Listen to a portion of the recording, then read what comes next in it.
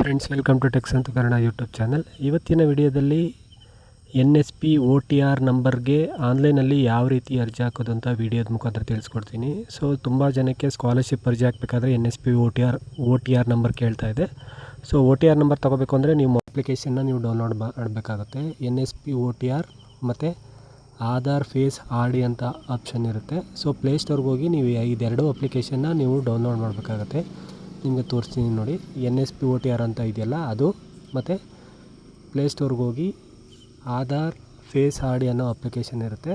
ಅದನ್ನು ಡೌನ್ಲೋಡ್ ಮಾಡಿಕೊಂಡು ನಂತರ ಈ ID ಕ್ರಿಯೇಟ್ ಮಾಡ್ಕೋಬೋದು. ಸೊ ನೋಡಿ, ಈ ರೀತಿ ಸರ್ಚ್ ಮಾಡಿಕೊಂಡು ಆಧಾರ್ ಫೇಸ್ ID ಅಂತಿದೆಯಲ್ಲ ಇದನ್ನು ಡೌನ್ಲೋಡ್ ಮಾಡ್ಕೊಂಡು ಇಟ್ಕೋಬೇಕಾಗತ್ತೆ.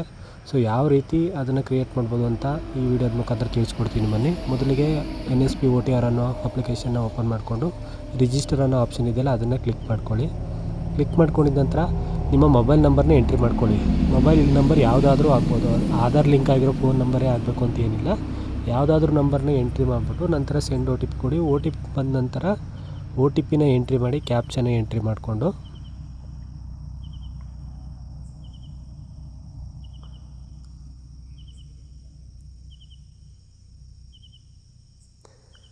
ಕ್ಯಾಪ್ಚನ್ ಎಂಟ್ರಿ ಮಾಡಿ ವೆರಿಫೈ ಕೊಡಿ. ಸೊ ಇದು ಏನು ಪರ್ಪಸ್ಗೆ OTR ನಂಬರ್ ಅಂತ ಅಂದರೆ NPCI ಯಾವ ಬ್ಯಾಂಕ್ ಆಗಿದೆ ಅನ್ನೋದನ್ನು ಇಲ್ಲಿ ತೋರಿಸುತ್ತೆ. ಸೊ ಹಿಂಗಾದ ತಕ್ಷಣ ನೆಕ್ಸ್ಟು ಐ ಹ್ಯಾವ್ ಆಧಾರ್ ಅಂತಿದೆಯಲ್ಲ ಅದನ್ನು ಕ್ಲಿಕ್ ಮಾಡಿಕೊಂಡು ನಿಮ್ಮ ಆಧಾರ್ ನಂಬರ್ನ ಇಲ್ಲಿ ಎಂಟ್ರಿ ಮಾಡಬೇಕಾಗುತ್ತೆ.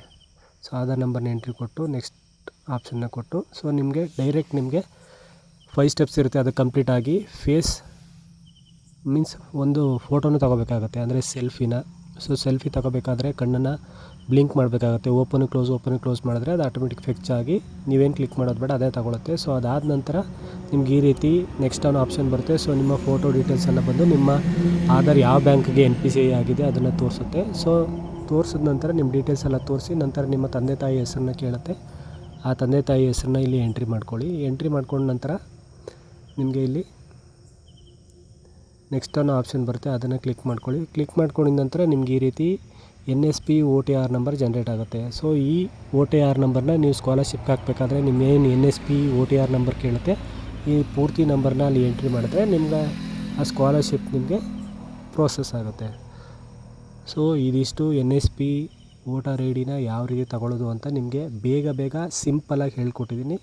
ವಿವರವಾಗಿ ಹೇಳೋಕ್ಕೋದ್ರೆ ತುಂಬ ಟೈಮ್ ಆಗುತ್ತೆ ಅಂತ. ಸೊ ಯೂಸ್ಫುಲ್ ಆಗಿದೆ ಅನ್ಕೋತೀನಿ. ಯಾವುದೇ ರೀತಿ ಡೌಟ್ಸ್ ಇದ್ರೂ ಕಮೆಂಟ್ ಮೂಲಕ ತಿಳಿಸಿ, ನಾನು ಉತ್ತರಿಸ್ತೀನಿ. ವಿಡಿಯೋ ನೋಡಿದ್ದಕ್ಕಾಗಿ ಧನ್ಯವಾದಗಳು.